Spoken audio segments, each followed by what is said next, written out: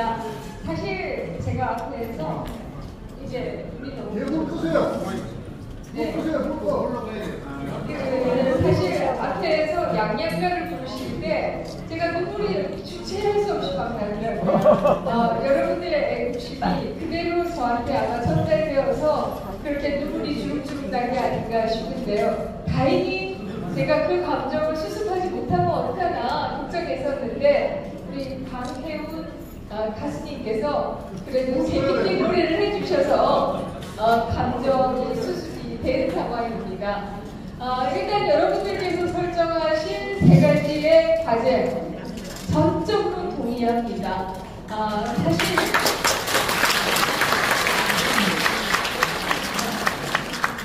민주당은 단 한 번도 2022년 대선에 승복한 적이 없습니다.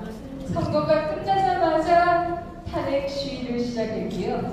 매주 시위를 해도 손님이 없어서 다수의 분들은 모르고 계시지만 그들은 시위를 계속해 왔습니다.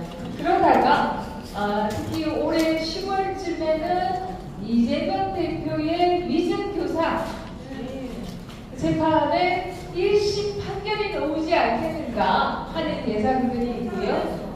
또 선거법 또 1심 판결이 나오지 않겠는가 이런 예상들이 나오자 이제 이들의 탄핵 노력은 더욱더 크게 바랬다 이렇게 말씀드릴 수가 있습니다.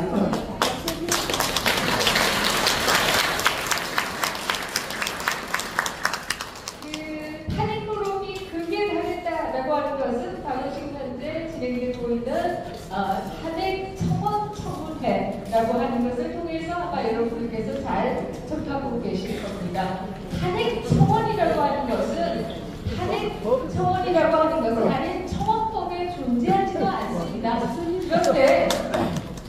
그런데 이 국보법 위반자가 북한을 찬양 공부해서 국보법을 위반한 국보법 위반자가 탄핵 청원을 시작하자 이들이 이것을 받아서 탄핵 청문회를 연 이런 상황이 되겠습니다. 이것을 어떻게 막아낼 것이냐?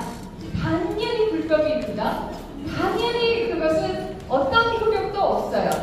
그럼에도 그들은 의회에 다수 의석을 가지고 있다는 것만으로 계속해서 밀어붙이고 있습니다. 이걸 누가 막을 수 있을까? 결국은 국민이 막을 수밖에 없습니다.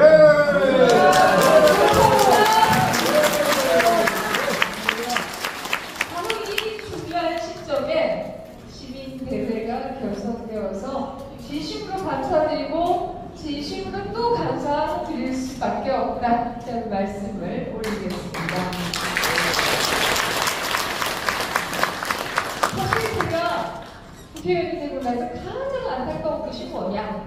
그것은 바로 우파 내부가 분열되어 있다. 그리고 우파 내부에서 좌파보다 우리 스스로 더 미워한다. 이게 제가 굉장히 아픈 부분이었어요. 아마 윤석열 정부를 향해서 일부에서는 야 문재인 이재명 빨리 못 잡아놓고 뭐해? 한판 하냐? 이렇게 생각하시는 분들도 계실 수 있는데요.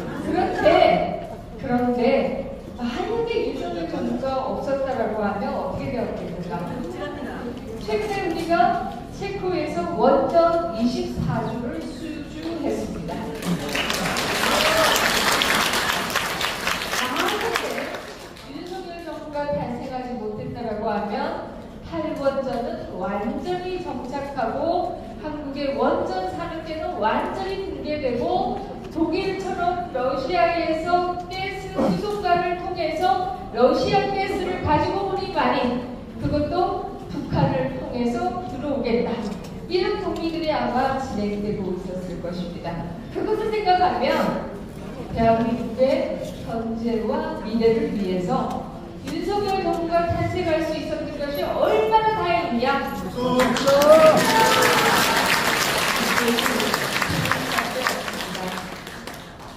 또 하나 얘기를 드리면요.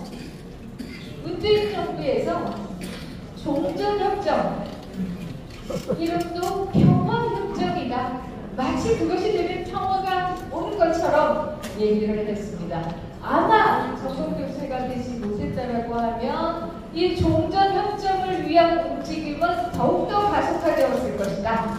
종전협정이 이루어진다라고 하면 유엔사는 해체됩니다.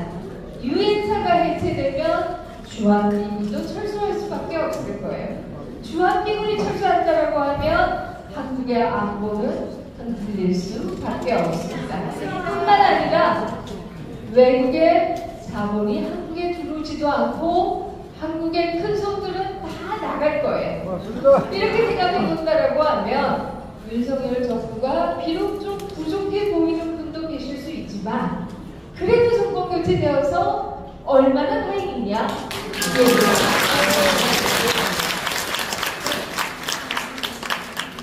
가지만 더 말씀드리면요. 국정원의 수사권을 문재인 정부에서 없앴습니다. 뿐만 아니라 민주당은 조사권도 완전히 없애겠다라고 얘기하고 있어요. 이걸 막아내고 있는 것은 그래도 윤석열 정부가 있어서 거부권으로 막아내고 있는 것이다. 국정원의 조사권이 완전히 없어지면 결국 말씀하신 후임 저쪽과 가까운 분들 조사할 수 있는 방법이 없어지는 것이다. 이렇게 얘기 드릴 수가 있고요. 제가 여기 계시는 분들은 다 합의하신다고 생각하고 그래서 여기에 계신다고 생각합니다만은 일일이 공파 분들께서 윤석열 왜 이렇게 못해? 하시는 분들에게는 그래도 있어서 얼마나 다행이냐?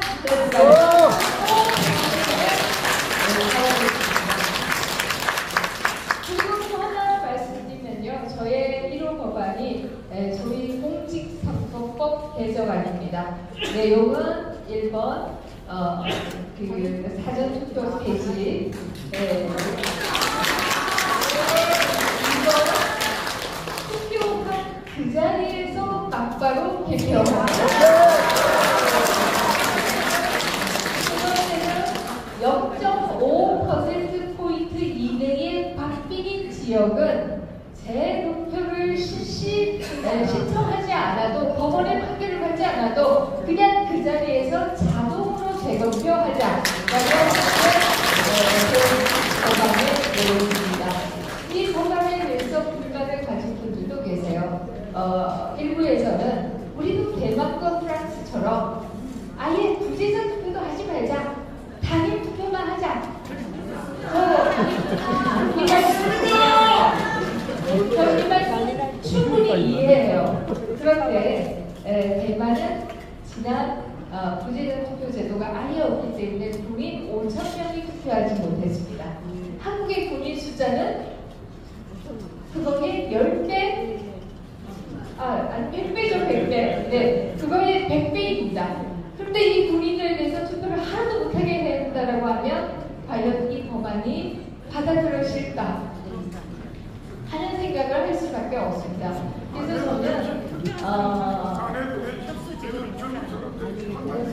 실행 가능한, 물론 제 법안도 상당히 타협 아닙니다만은 그럼에도 제 법안이 실행될 거라고 하는 가능성은 지금 현재로서는 제로입니다. 우리가 다수 의석이 되거나 아니면 이재명, 문재인 다 구속되고 이제 국민들이 정치 개혁하라 라는 목소리가 굉장히 높아지거나 그래야 이제 논의가 시작될 것이다. 구속됩니다.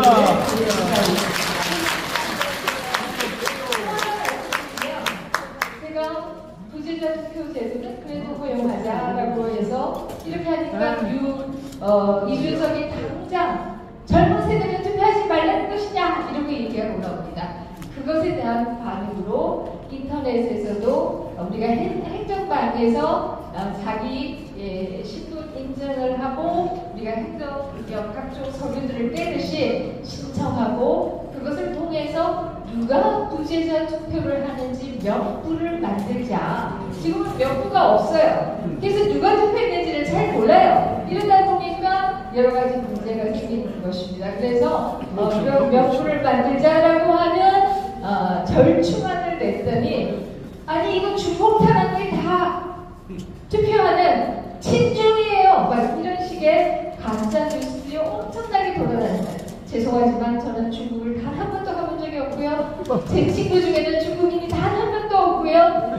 인터넷으로 부재중 신고를 하게 한다라고 해서 아무리 신분증도 없이 신고하는 것도 아니고 투표를 가서 신분증 없이 하는 것도 아니고요. 중국인이 투표할 수 있는 가능성은 제로이다. 이런 말씀드리겠습니다. 제가 굉장히 안타까운 것은 친중이다 막 이러면서 얘기하시는 분들 가운데 우파인 분들이 상당히 계세요. 저는 이것이 상당히 안타깝고 또 다른 한편에서는 우리가 그만큼 분열되어 있다라는 얘기입니다. 제가 그분들을 비난하는 거 아닙니다. 그만큼 분열되어 있고 그만큼 보수 정치인들이 그분들에게 신뢰를 주지 못했기 때문에 그렇게 반응하시는구나 이렇게 생각합니다. 그래서 제가 앞으로는 우리 감히 보수 우파를 다 함께 통합하는 데 노력하겠다는 말씀입니다. 제가 감히 말씀드리고 싶은 것은 여러분을 속이는 정치하지 않을 겁니다. 그것만을